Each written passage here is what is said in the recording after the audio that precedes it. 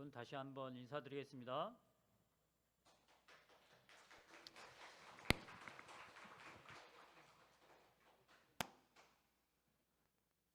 제가 지방 출장을 상당히 많이 하고 있습니다. 물론 제 약초 강의 때문에 출장을 많이 하는 것이긴 한데 간혹 시골 교회를 많이 가게 되거든요. 최근에 횡성인가요? 홍천인가? 헷갈리네요. 서석교회라고 있어요. 거기 교회를 상당히 아름답게 지어놨더라고요.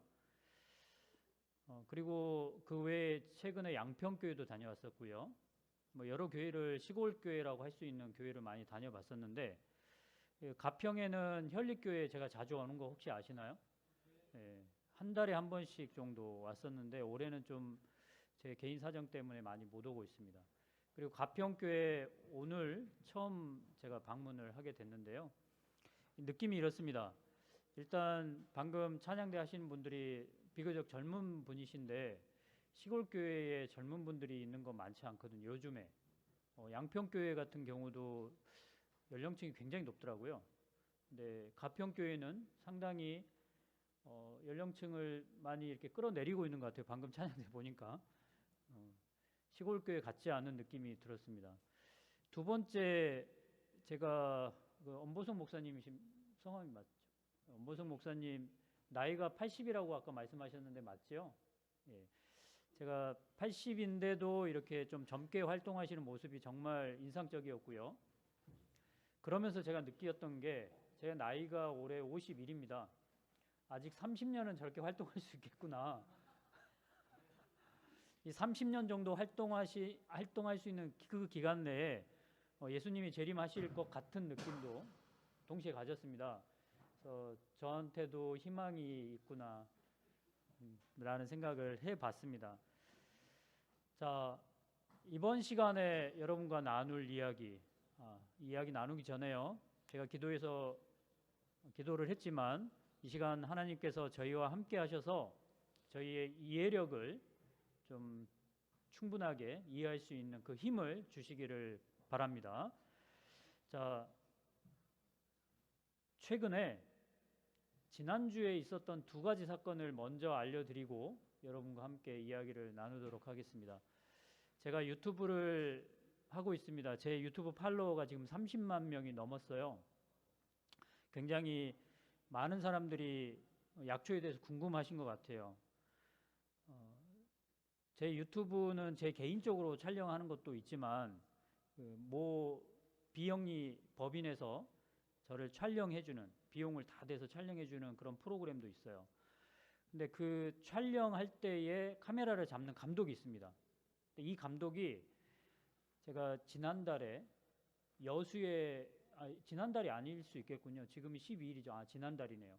지난달에 여수에 가족여행을 잠시 다녀왔는데 아주 이번처럼 비가 아주 많이 쏟아질 때 다녀왔어요. 근데 그날도 비가 아주 많이 와가지고 그냥 호텔에 있었는데 카메라 감독이 전화를 한 거예요. 무슨 일이었냐? 개실염 진단을 받았고, 여러분 개실이라는 병을 아십니까? 처음 들어보시나요? 개실염이라는 질병이 있는데 이거는 여러분 대장에 주머니가 생긴 겁니다. 근데 비정상적인 주머니예요. 근데 그 주머니가 생기면서 거기에 음식물 찌꺼기 같은 게 고이게 되겠죠. 그러면은 염증이 일어나게 되고 말하자면 이제 대장에 염증이 발생한 겁니다. 발열이 있겠죠? 통증이 아주 심합니다. 근데 이 증상을 그간 2년 동안에 한 3번 정도 발병을 했나 봐요. 그리고 이번에 또 발병을 했는데 의사는 안 되겠다. 너무 심하고 자주 반복되니까 이 대장의 3분의 1 정도를 잘라내야 되겠다 라고 얘기를 했다는 거예요. 그 얘기를 저한테 한 겁니다. 전화로. 저는 어떻게 반응했을까요? 이분은 저 카메라를 잡는 사람이에요. 이분이 없으면 일단 방송은 중단이 돼야 됩니다. 그 목적 때문은 그런 게 아닌데 제가 일단 스톱하십시오. 한 보름 정도만 제가 하는 대로 좀 해보시고 나중에 안 되면 수술을 하시는 걸로 하시는 게 어떨까요? 라고 하고 제가 계속 설명을 했어요. 이 설명이 이 시간에 할 설명입니다. 근데 이 설명을 하고 나서 그분이 수긍을 했습니다. 한번 해보겠다. 왜냐하면 여러분이 감정이입을 해볼까요? 그분이 카메라 감독이라고 생각을 해보세요. 여러분이 내 장의 3분의 1을 잘라내는 일이에요. 하시겠어요? 하고 싶으십니까? 절대 아니죠. 그분도 이 수술을 안 해도 된다는 말을 듣고 싶었어요. 그런데 그 누구도 그거를 해주는 사람이 없잖아요.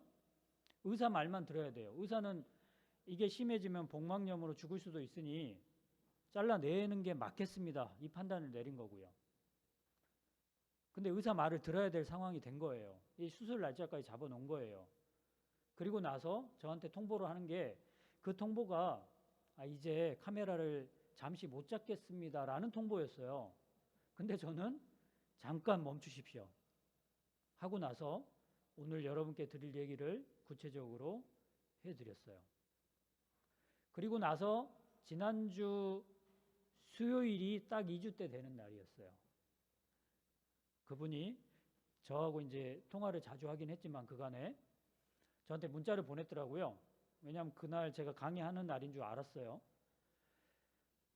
그러니까 제가 15일 동안은 열심히 이걸 했습니다. 다음 스케줄은 어떻게 되나요? 이런 문자였어요. 그 의미가 뭘까요? 좋아졌다는 내용일까요? 그것보다는 제가 지금까지 교수님이 시킨 대로 열심히 했는데 이거를 더 해야 됩니까? 이거였어요. 이제 약간은 일상으로 돌아가고 싶다라는 뉘앙스가 좀 있었어요. 근데 이분이 완전히 좋아졌어요. 15일 만에. 제가 앞선 그 안식일학교 시간에 저희 교회에서 15일 만에 천식약을 끊은 분이 있다고 말씀드렸잖아요. 그 외에도 제가 영상으로 보여드렸지만 5, 6년 정도 고혈압약을 복용한 분도 끊었어요. 혈압약을. 제가 이 프로그램을 할 때는 그 약을 끊으라고 강요하지 않습니다. 본인이 스스로 끊는 거예요. 고혈압약도.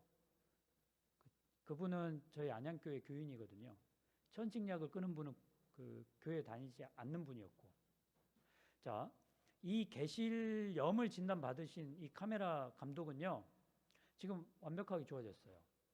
장을 자르지 않아도 되는 단계가 돼 있어요. 너무 좋아요. 그런데 본인은 이제 일상으로 좀 돌아가고 싶은 마음이 있는가 봐요. 그래서 제가 조금만 속도를 늦추라고 했어요. 일상으로 돌아가는 속도를. 그러면서 제가 계속 끌고 갈 생각입니다. 이런 케이스가 최근에 저한테 있었던 그런 케이스고요. 두 번째 케이스 알려드릴게요. 이거는 조금 더 우리한테 자극을 주는 그런 케이스입니다. 이것도 지난주에 벌어진 일이에요. 이분은 여자분이고요. 나이는 50, 60 정도 되신 걸로 판단이 됩니다. 이분이 저를 만난 거는 2년 전이었습니다. 그리고 지금은 저한테 약초를 배우는 분이고요. 루푸스라는 병을 앓고 있습니다. 들어보셨습니까? 이 병도 좀 생소하죠? 루푸스라는 병은 자가면역 질환이라서 치료가 굉장히 어렵습니다. 그리고 이 병은 사람을 굉장히 고통스럽게 만들어요. 몸 이곳저곳에 염증을 일으키게 있거든요. 피부에 염증을 일으키고 관절에 염증을 일으킵니다. 신경에 염증을 일으키고요. 내 몸 구석구석에 염증을 여기저기 터뜨리고 다니는 병이에요. 정말 힘들어요. 그래서 병원에 가면은 이제 원인도 모르기 때문에 그냥 스테로이드제를 투여를 합니다. 염증을 없애야 돼서. 그리고 더 심하면요. 면역 억제제라는 걸 줍니다. 백혈구를 죽여버리는 약이에요. 그래서 이 약을 처방하게 되는데 2년 전에 저를 만났다고 했잖아요. 제가 오늘 여러분께 드릴 얘기를 그냥 차근차근 해드렸어요. 이해할 수 있도록.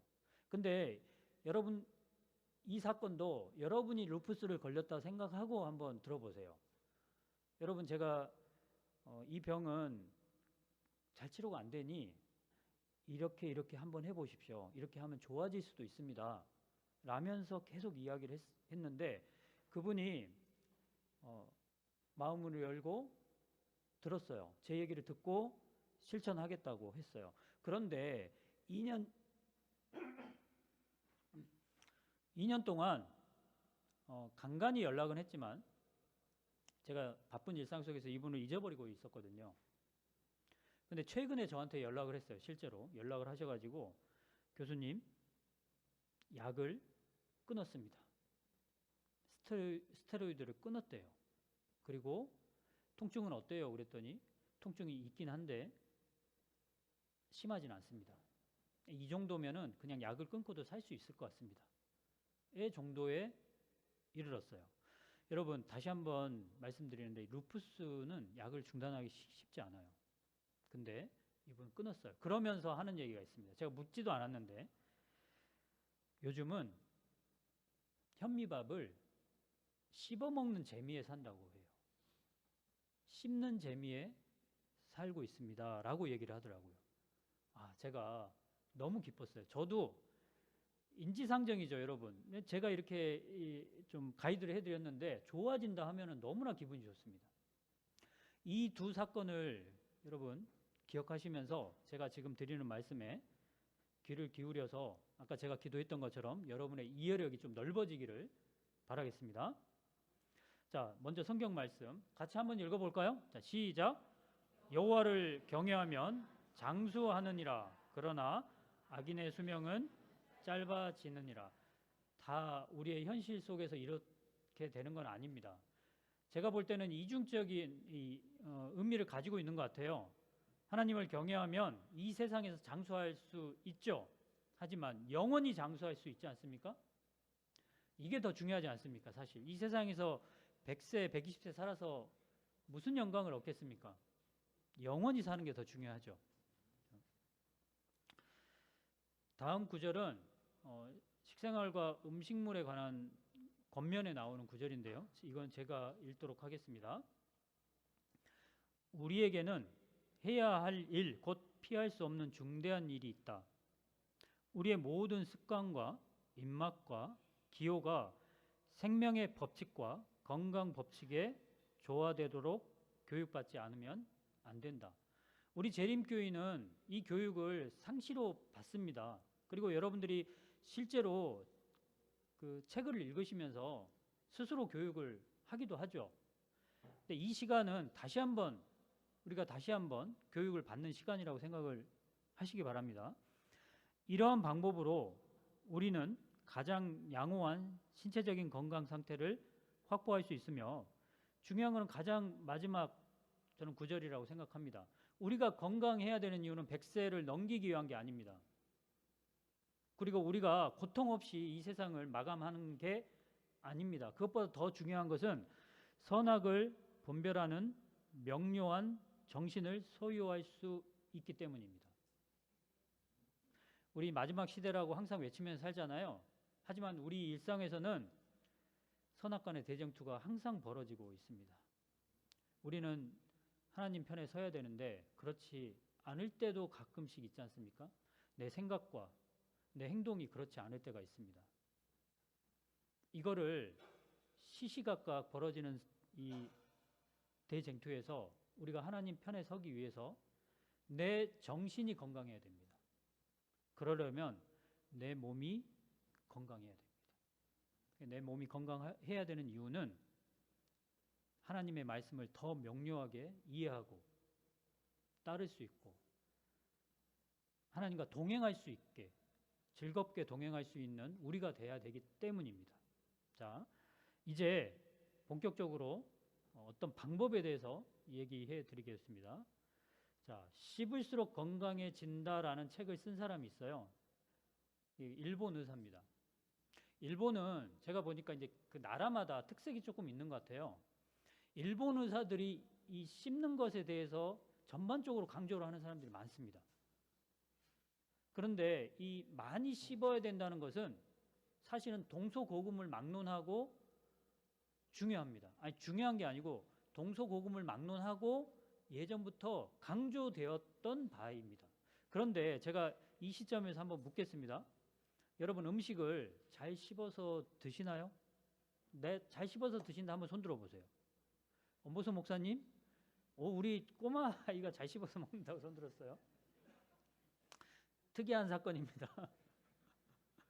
여러분 식사 시간이 10분 이내다 손 들어보세요. 나는 10분 이내에 식사를 한다. 예, 몇 분 드셨어요? 여러분 손은 안 드셨지만 한국인들은 대부분 10분 전후에 식사를 끝냅니다. 보통은 그렇습니다. 굉장히 빨리 식사를 합니다. 이 습관에 대해서 제가 여러분과 함께 이야기를 나눌 텐데요. 이제 좀 바꾸실 때가 됐습니다. 자, 인삼의 주요 대표적인 성분은 사포닌 아시죠? 이 사포닌이 내 몸으로 흡수가 돼야 비로소 약효가 나타나겠죠. 그런데 실제 연구를 해봤더니 우리 생각과 좀 다른 면이 있습니다. 인삼의 주요 양리 성분인 사포닌, 사람의 장에 서식하고 있는 특정 미생물에 의해서 분해되어야 비로소 몸속에 흡수가 됩니다. 이것까지는 모르셨죠? 그리고 그 효과가 나타나는데 사람마다 이 미생물을 보유하고 있는데 차이가 있습니다. 한국식품영양과학회 보고에 따르면 이게 논문이에요. 논문을 제가 논문 중간에 있는 걸 지금 가져온 거예요. 한국인의 장내 미생물에 의한 사포닌 분해 능력의 개인차라는 제목을 가지고 있는 논문인데 한국인 중에서 37.5% 거의 40%에 육박하는 사람은 사포닌을 분해할 수 있는 미생물이 아예 없습니다. 그렇다면 여러분이 인삼을 먹어도요, 홍삼을 먹어도요, 효과는 안 나온다는 뜻이에요. 충격적이지 않습니까? 10명 중에 4명은 인삼 먹어봤자 효과가 없어요. 사포닌을 제대로 할 수 없는 상태인 것으로 나타나는데 또한 나머지 62% 6명도요, 사포닌을 분해할 수 있는 미생물이 있긴 하지만 그 보유량의 차이가 좀 있습니다. 효과가 100% 나오지 않는다는 뜻이에요. 자, 여러분 기억하시기 바랍니다. 인삼이 됐던 아까 우리 목사님 보약 얘기를 하시던데 그 어떤 보약이 됐던 간에 우리는 먹으면 바로 흡수되겠거니라고 생각을 합니다. 전혀 그렇지 않습니다. 지금 현재 연구자들에 따르면 우리가 먹는 음식들은 대체로요, 예를 들면 눈에 좋은 영양소 뭐가 있습니까? 요즘 많이 건강식품으로 나오는 거 루테인. 자, 그렇다면 항산화제라고 일컬어지는 뭐 좋은 영양제들이 뭐가 있습니까? 이름. 블루베리에 많이 있는 게 뭐죠? 블루베리 많다는 거 얘기해 주세요. 저도 생각이 안 나요. 안토시아닌, 루테인, 안토시아닌, 이게 이 화학식으로 따지면 굉장히 복잡한 구조를 가지고 있어요. 이 안토시아닌이 우리 몸으로, 그러니까 블루베리를 통해서 들어간다고 해서요, 흡수되지 않습니다. 장에 있는 미생물이요, 분해를 해줘야 흡수가 돼요. 사포닌도 마찬가지. 분해를 해줘야 흡수가 됩니다. 그런데 우리 한국인들 중에는요, 이 분해를 할 수 있는 미생물이 없을 수도 있다는 뜻이에요. 블루베리 먹어봤자 안토시아닌 흡수 안 될 수도 있다는 뜻이에요. 루테인도 마찬가지고. 자, 그렇다면 제가 교과 시간에도 말씀드렸다시피 우리 몸에 미생물을 풍부하게 만드는 게 전략입니다. 근데 다시 한번 묻겠습니다. 그러면 그 미생물들이 먹고 사는 먹잇감은 뭐라고 했습니까? 섬유질이에요. 그래서 제가 미리 말씀드립니다. 인간이 굉장히 단순하게 생각을 하는 것 같아요. 근시안적인 시각을 가지고 있어요. 안토시아닌이 좋다 해가지고 안토시아닌만 쪽 빼가지고 영양제를 만듭니다. 루테인이 좋아서 루테인만 쪽 빼가지고 만들어요. 사포닌만 빼가지고 만들어요. 그런데 연구를 해보니까 사포닌만 빼서 만든다 해서 내 몸에 장내 미생물이 없으면 이것도 흡수가 안 되니까 이제 어떻게 하는 줄 아세요? 그 미생물이 분해를 하고 난 다음에 어떤 물질이 형성될 거 아니에요? 그 물질을 만들어서 영양제를 만들어요. 너무 좋지 않습니까? 그러면 그걸 먹으면 내 미생물이 필요가 없어요. 그냥 흡수가 일어나 버려요. 좋습니까, 여러분? 이거를 우리가 미생물 패싱이라고 얘기할 수 있어요. 미생물 쓸 데 없어요. 그냥 흡수가 돼요. 여러분, 이게 좋은 것 같지만 절대 그렇지 않습니다. 이 미생물이 하는 역할들은 너무나 다양하기 때문에 그 미생물들의 먹잇감을 주지 않으면 사포닌 뭐 이런 것도 분해를 할 수 없겠지만 다른 문제들이 또 생겨버려요. 자, 예를 들면 제가 비유를 해보겠습니다. 아까 농사 짓는 집사님 계셨는데요.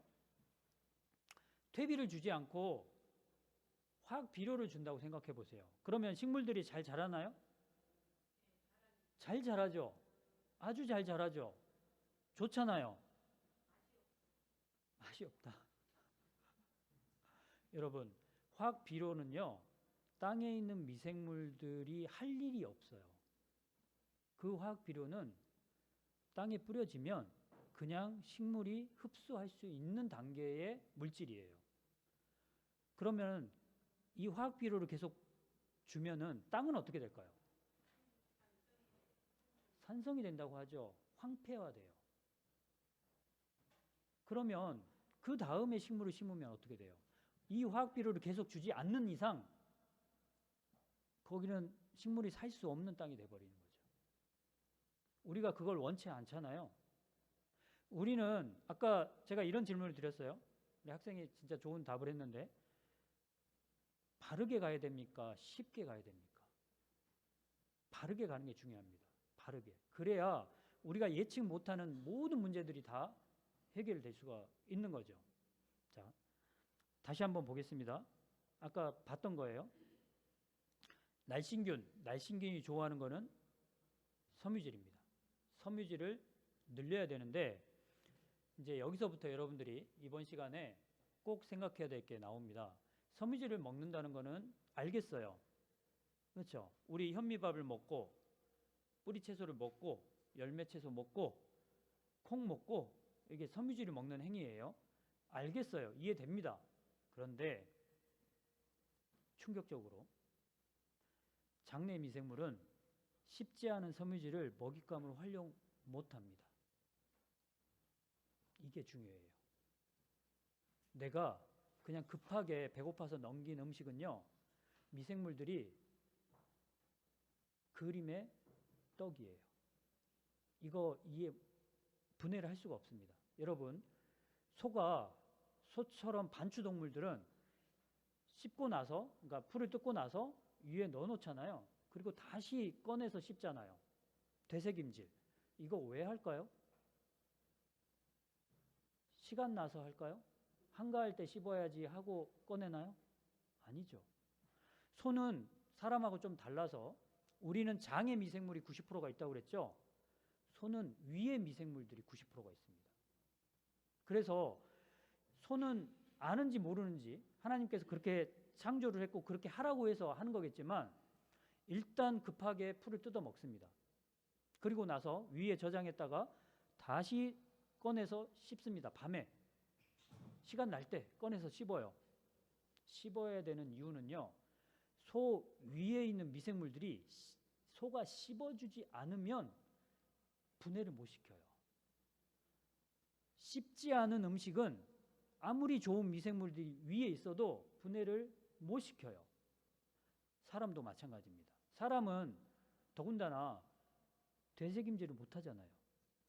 그래서 일단 내 입에서 씹지 않은 음식은 위를 통해서 장으로 내려갈 텐데 장에서 미생물들이 먹잇감 맞다. 좋아할 텐데 이거 그림의 떡이네. 내가 이용할 수 있는 단계의 먹잇감이 아닌 거예요. 그러면 내가 좋은 음식을 먹었는데 아무 쓸데가 없는 거예요. 아무 쓸데가. 자, 여러분, 씹어야 되는 이유는 이 미생물들이 활용할 수 있어야 되기 때문에 그렇습니다. 내가 조금 힘들죠. 씹는 게 너무 힘들죠. 근데 이거 해보세요. 이번 기간을 통해서 지금보다는 훨씬 더 오래 씹기를 한번 해보시기 바랍니다. 저는 요즘은 아침 5시에 일어나거든요. 그래서 제 직장에 도착하는 시간이 6시입니다. 씻고 출근길이 한 30분 정도 되는데요. 제 차에서 밥을 먹습니다. 30분 동안. 뭘 먹는 줄 아세요? 우리 교회 그 어떤 분이 만들고 있는 것 같은데 통밀 건빵을 먹습니다. 통밀 건빵. 그러니까 옛날에는 통밀빵을 먹었었거든요. 근데 아침에 이걸 구워서 오는 게 너무 귀찮아가지고 요즘은 이제 통밀빵을 먹어요. 그리고 뿌리채소, 즉 당근이나 또는 과일이나 이런 것들을 좀 곁들여 가지고 30분 동안 이거를 계속 씹으면서 먹어요. 여러분 생각을 해보십시오. 통밀 건빵은 미리 갈아진 거잖아요. 이미 갈아진 거예요. 그럼 많이 씹을 필요가 있나요? 없을 것 같죠. 하지만 씹어야 돼요. 씹어야 되는 이유는 제가 오늘뿐만 아니고 계속 거듭해서 여러분께 인지를 시켜드릴 겁니다. 자, 집사님, 아까 농사진다는 집사님, 김재신 집사님 사모님 아니세요?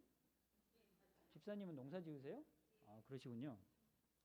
퇴비 만들어 보였습니까?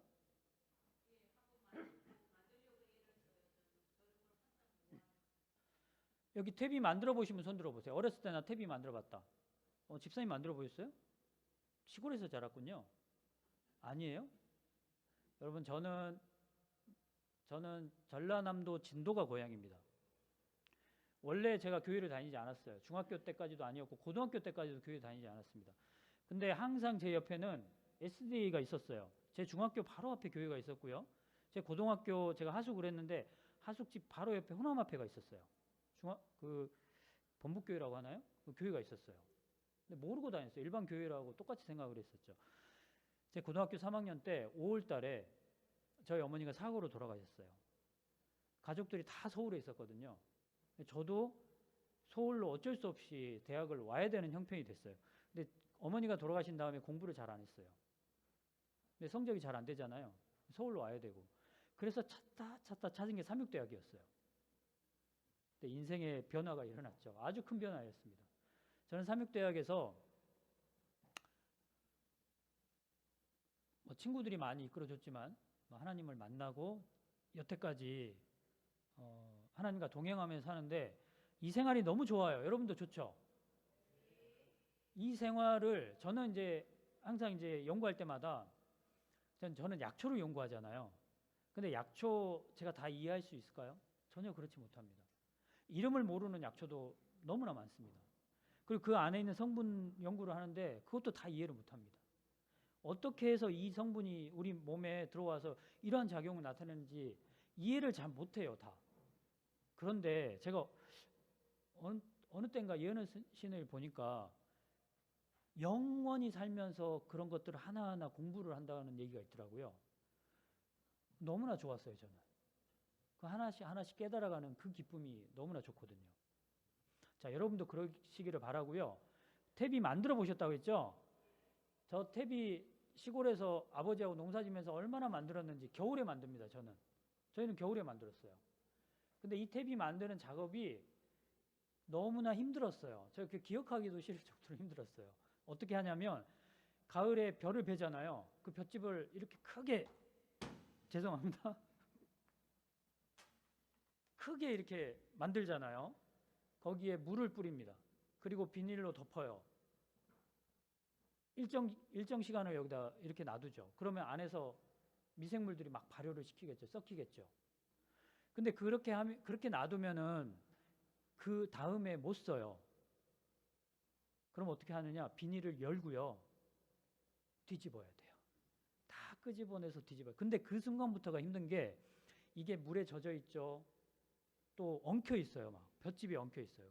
그거를 저희는 쇠실이랑이라고 했는데 여기서도 그렇게 하나요? 그걸로 이렇게 막 끄집어내야 되죠. 다 옮기는 거예요. 산으로 옮기는 것처럼 옮기는 거예요. 그리고 다시 물을 뿌리고 비닐을 덮어요. 그 작업을 몇 번을 합니다. 겨울 동안에. 너무 힘들었어요. 여러분 그렇게 하는 이유가 뭐죠? 썩혀야 되기 때문에 그래요. 썩혀야 되기 때문에. 그런데 만약 여러분 이 퇴비를 이렇게 썩히지 않고 볏짚을 밭에 뿌리면은 어떻게 될까요? 그게 퇴비가 되나요? 몇 년 후에나 되겠죠. 그 볏짚을 그냥 뿌리면 미생물들이 이용을 할 수 있을까요? 못해요. 퇴비를 만드는다는 것은 미생물들이 활용할 수 있는 단계로 조각조각 내준다는 뜻이에요. 그런 단계가 됐을 때 벼태비가 되는 거예요. 우리는 그냥 볏짚을 뿌리면 안 돼요. 지금 무슨 얘기 하는지 혹시 이해가 되시나요? 우리가 음식을 먹을 때 조각조각 아주 미세하게 분해를 시켜서 내려보내지 않으면 미생물들은 이거를 이용하지 못해요. 그냥 먹었을 뿐이에요. 그래서 저희 집사람은 현미 먹으라 하면 어떻게 얘기를 했냐면 제가 그게 딱 그 단어가 기억이 나요. 여보, 나 현미 먹으면 더 배고파. 왜 그렇죠? 잘 안 씹어서 넘기면요. 이게 현미는 두꺼운 외피로 쌓여 있기 때문에 분해가 되지 않으면 흡수가 잘 안 돼요. 그리고 흡수가 안 됐기 때문에 뭐 당분이 안 들어오겠죠. 당분도 안 들어올 테고, 그리고 소화도 안 돼요. 부글부글 할 수 있어요. 그래서 우리의 작전은 그겁니다. 날씬균이 좋아하는 게 뭐라고 그랬죠? 섬유질입니다. 그런데 이 섬유질은 잘 씹지 않으면 절대 미생물이 활용할 수가 없고요. 미생물이 내 장 속에 많아지지 않으면 날씬해지지 않고요. 고지혈증도 좋아지지 않고 혈압도 떨어지지 않습니다. 자, 아까 제가 논문 보여드린 거 기억나세요? 미생물이 내 장 속에 풍부해지면, 내 밭에 미생물이 풍부해지면 어떤 식물을 심어도 잘 자랍니다. 내 장 속에 미생물이 풍부해지면 어떤 질병에 걸려도 좋아집니다. 하나님이 그렇게 설계를 해 놓으셨어요. 사실은 우리는 혼자가 아니잖아요. 나는 내 자신이 나인 것 같지만 내 몸속에는 내가 평생 보지도 못하는, 볼 수도 없는 미생물들이 나를 위해서 살고 있습니다. 이게 하나님의 도우심이죠. 내가 사는 게 아닙니다. 하나님은 내가 살 수 있는 방법들을 여러 가지로 마련해 놓으셨는데 미생물도 그 중에 하나라고 저는 생각을 합니다. 자, 이게 플랜트 마이크로바이옴이라는 용어가 있거든요. 지금 식물학자들은, 농업을 하는 사람들은요, 이 미생물, 이 마이크로바이옴이라는 게 미생물이거든요. 이 미생물을 연구를 많이 해요.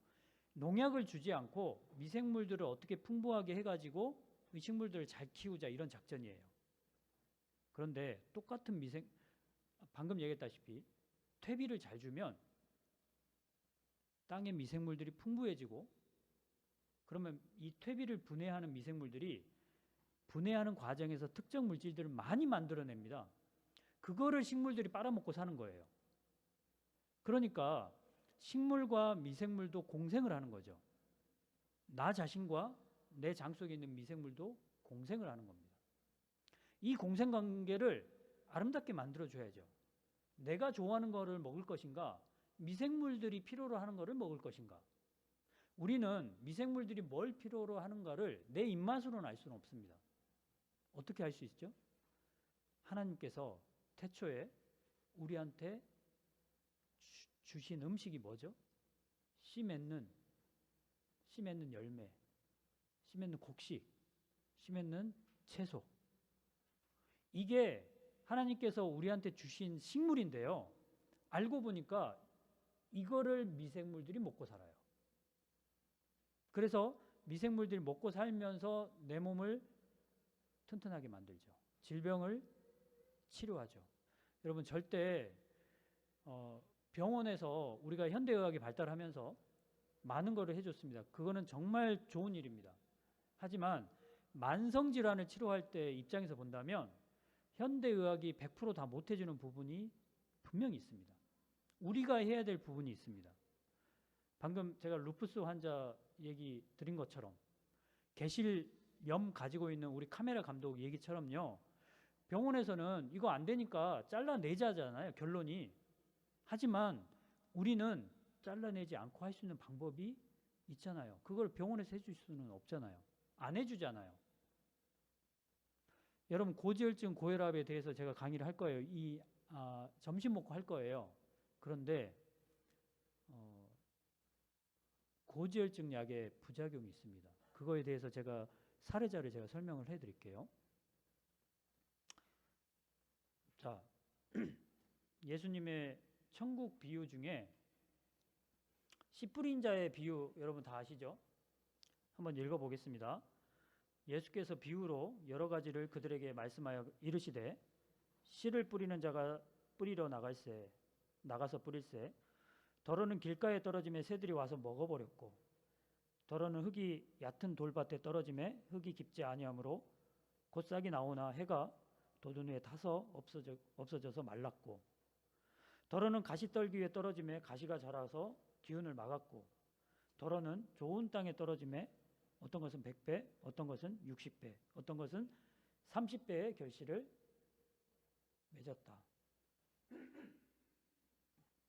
죄송합니다. 제가 연 4일째 강의를 하고 있어서 목이 조금 안 좋은 상태로 갔어요. 여러분, 이 비유는 예수님께서 제가 지금 드리는 얘기하고는 조금 차이가 있을 수 있지만 땅이 어떠냐에 따라서 씨앗이 자랄 수도 있고 자라지 않을 수도 있습니다. 그렇잖아요. 여러분의 장이 밭입니다. 여러분의 장이 어떠냐에 따라서 내가 어떤 사람이 될 수도 있습니다. 그래서 여러분의 밭을 일구시기 바랍니다. 기름진 밭으로 일구셔야 돼요. 그런데 기름진 밭으로 일구시려면 첫 번째 중요한 조건이 섬유질이 많이 들어가야 됩니다. 거름을 많이 줘야 돼요. 그런데 그 거름이 어떤 상태의 거름이어야 돼요? 썩힌 거름이어야 돼요. 그냥 줘서는 안 돼요. 썩히지 않은 거름은 의미가 없습니다. 썩혀야 돼요. 자, 다음에 이 논문이거든요. 이 논문을 제가 한글로 번역을 하다 보니까 좀 이상하긴 한데 식이섬유가 부족한 장내 미생물군은 어떤 현상이 발생하냐면 장의 장벽을 저하시키고 병원체 감수성을 향상시킵니다 라는 제목의 논문이에요. 이게 제가 풀어서 얘기 드릴게요. 이거 되게 심각하거든요. 여러분들이 내 장에 있는 미생물들은 최고로 좋아하는 먹잇감이 섬유질이거든요. 그런데 이 섬유질이 부족하잖아요. 많이 먹었더라도 잘 안 씹고 넘겨버리잖아요. 결과적으로 부족해지는 거거든요. 부족하잖아요. 그러면 여러분 장의 점막을 먹고 삽니다. 이 미생물들. 심각하잖아요. 그 미생물 입장에서 생각을 해보세요. 여러분들이 미생물이라고 생각해 보세요. 나는 어쨌든 먹고 살아야 되는데 내 주인이 내가 먹고 살 거를 안 주네? 그러면 장이라도 갉아먹고 살아야 돼요. 이거 제 얘기가 아닙니다. 현대 의학자들이 지금 밝혀낸 사실이에요. 내가 그들한테 먹을 것을 안 주면 그들은 어떻게 해서든 생존을 해야 되기 때문에 장을 갉아먹고 산다고요. 자, 이 논문에 있는 사진인데 다 영어로 되어 있어서 죄송합니다. 그림만 보시기 바랍니다. 저 왼쪽에 중앙에 파이버 리치 다이어트라고 되어 있잖아요. 섬유질이 아주 많은 음식을 먹었을 경우에는 약간 그 핑크빛 있죠. 이게 장 점막이거든요. 장 점막이 두텁잖아요. 그렇죠? 그런데 오른쪽 봐보세요. 파이버 프리 다이어트. 섬유질이 없는 식사를 해버리면 이 약간 핑크빛이 엄청 줄어들었잖아요. 이 장 점막을 먹고 살기 때문에 그렇습니다. 미생물들이. 그러면 어떻게 될까요, 여러분? 장 점막이 얇아진다는 뜻이에요. 장 점막이 얇아지면 장에 구멍이 생깁니다. 이거를 장누수 증후군이라고 그래요. 장에 구멍이 생겨요. 장은요, 우리가 음식을 먹으면 그 안에는 독성물질도 있습니다. 그리고 거기에 사는 미생물들이 독성물질을 만들어내기도 해요. 특정 미생물들은 독성물질을 만들어내요. 근데 그 독성물질이 내 몸으로 들어오면 돼요, 안 돼요? 안 되죠. 안 되기 때문에 하나님은 장을 약간 튼튼하게 만들어놨어요. 구멍이 없게 만들어놨어요. 최소한 큰 구멍을 안 만들어놨어요. 그러면 그런 독성물질들이 흡수가 안 되거든요. 그런데 이 미생물들이 먹고 살 게 없으면 장을 갉아먹고 살기 때문에 구멍이 생겨요. 그러면 2차적으로 생기는 그 독성물질들이 내 몸으로 들어옵니다. 그 독성물질 때문에 루푸스가 생겨요. 그리고 아토피가 생겨요. 비염이 생겨요. 혈압이 높아져요. 제가 다음 시간에 얘기했지만 고지혈증이 생겨요, 여러분. 그래서 여러분 당연한 겁니다. 여러분 밭을 건강하게 일구시려면 좋은 퇴비를 줘야죠. 썩힌 퇴비를 줘야죠. 그러면 미생물들이 잘 살아갑니다. 행복하게 살아갑니다. 그 과정에서 식물들도 잘 자라날 수밖에 없어요. 이거를 우리가 일주일 동안 배우자는 겁니다. 어떻게 하자고요? 섬유질을 많이 넣어주자. 현미, 콩, 검은깨, 또 뿌리 채소, 열매 채소 이런 거를 충분하게 드시기 바랍니다. 근데 여러분 충분하게 못 드실 거예요. 왜냐하면 오래 씹어서 드시면 식사 시간이 길어지거든요. 저 30분 먹는다 했잖아요. 길어지거든요. 길어지면 식사량이 줄어요. 하지만 여러분, 식사량이 줄면 내 몸이 약해지겠지? 절대 걱정하지 마세요. 내가 잘 씹어서 넘긴 음식물은요, 거의 대부분 활용이 됩니다. 그런데 내가 잘 씹지 않은 음식물은 많이 먹어도 활용이 잘 안 될 수 있어요. 그러면 내가 먹어봤자 아무 의미가 없는 거예요.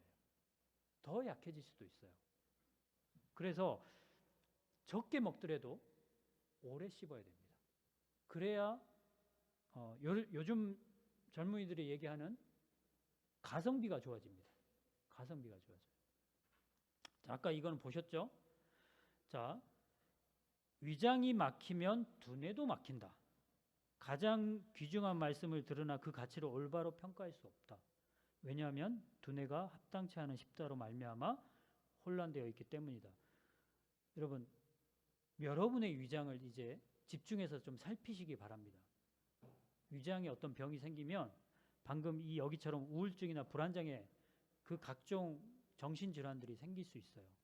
이게 지금 의학자들이 연구한 결론이에요. 우리는 따로따로 생각할 수 있는데 위장이 그만큼 중요합니다. 자, 조선시대에 식의, 밥식자의 의사할 때 의자예요. 음식으로 치료하는 의사들이 있었어요. 조선시대 때. 조선의 시기들은 밥을 빨리 먹어치우는 사람은 병에 걸리기 쉬울 뿐 아니라 키도 잘 자라지 않고 잔병을 앓는다고 했다. 이거 요즘 말이 아니에요. 조선시대 때 1600년도 지금으로부터 400~500년 전의 일입니다. 그때 의사들이 경험적으로 보니까 잘 씹어먹지 않은 사람들을 보니까 병에 잘 걸려. 병에 잘 걸려. 자, 다른 얘기 한번 볼까요? 이것도 이제 동의보감에 나온 이야기입니다. 사람이 늘 옥천을 마시면 오래 살고 얼굴에서 빛이 나는데 여기서 말하는 옥천은 침입니다. 침. 우리가 분비하고 있는 침. 닭이 울 때, 이른 새벽, 해가 뜰 때, 정오가 다가올 때, 정오, 오후, 해가 질 때, 황혼 무렵, 자정 등 하루에 9번을 침을 아무것도 없어도 이렇게 침을 내라는 뜻이에요. 근데 여러분, 이렇게 하면 좋겠지만 쉬워요, 안 쉬워요? 어렵죠. 그러니까 음식 먹을 때라도 씹으시라는 뜻이에요. 이 침이 굉장히 중요하기 때문에. 한나라에 괴경이라는 사람이 있었는데 120세에도 기력이 아주 성하였대요. 아침마다 침을 삼키고 14번씩 치아를 맞부딪혔다고 한다. 이거를 연정, 정을 불린다 라고 했답니다. 그만큼 침을 많이 분비시키는 게 중요합니다. 뭐 다양한 원인이 있습니다. 아니, 다양한 이유가 있습니다. 뭐 세균도 죽이고 뭐 다양한 이유가 있어요. 근데 그 이유를 막론하고 여러분 우리가 실천하지 않으면 안 되잖아요. 자, 이 사람들처럼 할 수 없습니다. 우리는 할 수 있으면 제일 좋은데, 그래서 우리는 음식을 먹을 때라도 오래 씹어서 먹자, 이 전략을 펼치겠습니다. 우리 조상들은 잘 씹어서 침이 나오게 하는 것을 진양이라고 했는데 여기서 진양은 발효를 의미합니다. 여러분, 발효라는 말은 우리가 상시로 사용하죠. 발효라는 얘기는 한마디로 얘기하면은 분해를 시킨다는 뜻이에요.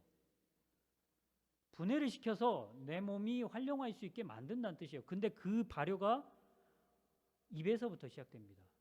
입에서 시작돼요. 자, 이것은 같이 읽겠습니다. 자, 시작. 만일 식사 시간이 제한되었다면 음식을 통째로 삼키지 말고 차라리 적게 먹고 천천히 씹어서 먹어야 한다. 음식에서 얻는 유익은 먹은 음식의 양에 달려 있다기보다는 오히려 철저히 소화된 음식에 달려 있습니다. 여러분, 음식은 내가 얼마나 많이 먹느냐가 관건이 아닙니다. 얼마나 잘 소화돼서 내 몸으로 흡수가 되느냐가 관건이죠. 내가 밭에 퇴비를 지푸라기를 얼마나 내 던지느냐가 중요한 게 아니죠. 그거를 미생물들이 얼마나 활용할 수 있느냐가 중요한 겁니다. 여러분, 이제 오늘부터 섬유질을 잔뜩 넣으시기 바랍니다. 그리고 그 섬유질을 잘 씹어서 넘기시기 바랍니다. 그러면 그 다음은 여러분이 신경 안 쓰셔도 됩니다. 미생물들이 다 알아서 할 겁니다.